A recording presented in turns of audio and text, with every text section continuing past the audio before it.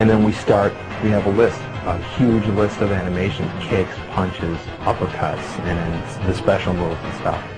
And we basically go down that list, capturing every single frame of them performing these moves.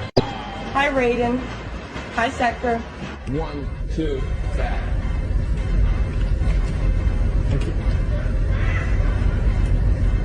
Yeah, that's good. Let's try that one. You have to do each move 8 ways. As you see, a joystick goes 8 different ways. So if I was to do a front kick, I'd have to do it frontwards, backwards, sideways, and diagonal 4 different ways. This is why we have the tape on the floor, just to keep them facing the right direction.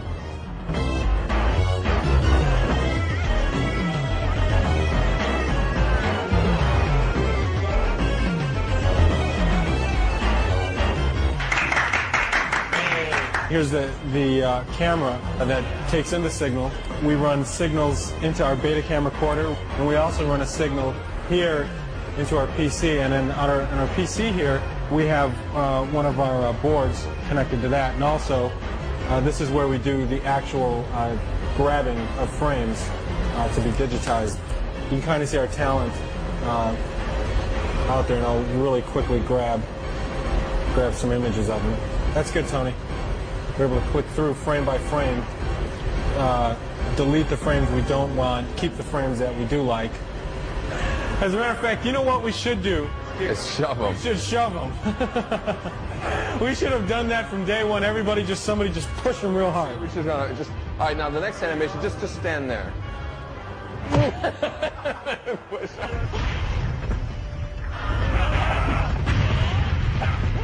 The day that we spend filming is probably, like 2% of the entire amount of time that has to be devoted into doing it. Once we get the digitized image, it's a lot like painting. And right now we're going through a process where we sort of filter the images through. We'll grab the image and Steve Baran will start and do some Photoshop on the guy, and then we'll hand him over to Tony, who does some touch-up.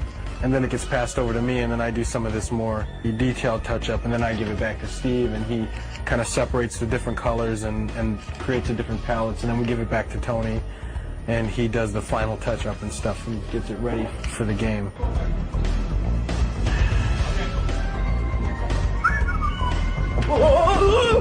I did a drawing of this and everything. In 3D, you can make it any size and any lighting, any angle you wanted. Dave Michich did this, the 3D version. It's just ornamental, it's just like kind of a really neat background thing. But I was telling Ed about the story, like it's a soul cage.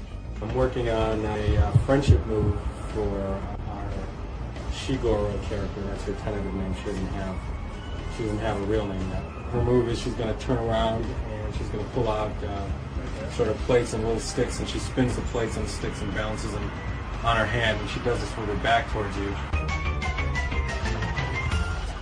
Shiva wins. Friendship. This is Shang Tsung morphing into the robot ninja, who we call Ketchup right now, because right now there's a red guy and there's a yellow guy, so we call them Ketchup and Mustard. But they will have real names later on.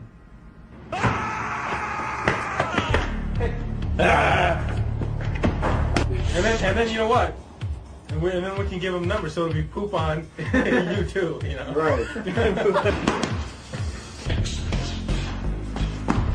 Whatever can possibly happen in the game, I have to program the game to be able to do that. As you play the game, when you first start, the computer is very dumb. It'll just stand there, it'll let you beat it up.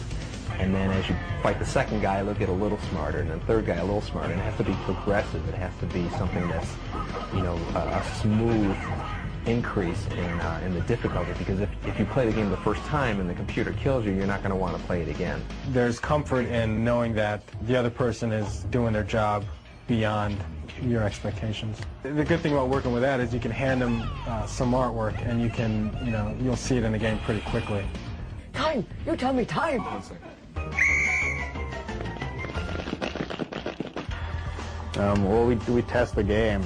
When it comes close to the time that the game is done, they have us come in and we just play it. We play them all day long and look for bugs. The difference between Mortal Kombat 2 and Mortal Kombat 3 is that they added a run button, and when you use the run button, it makes you aggressive towards your opponent.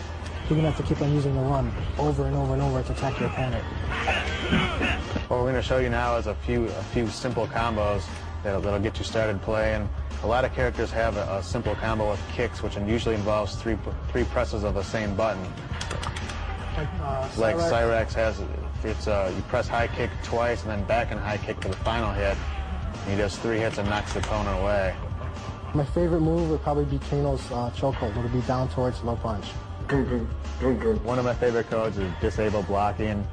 Each player presses block twice when the code things come up on the screen, and it turns off blocking, so you can't be a defensive player. You have to play offensively or you're going to lose, because there's no way you can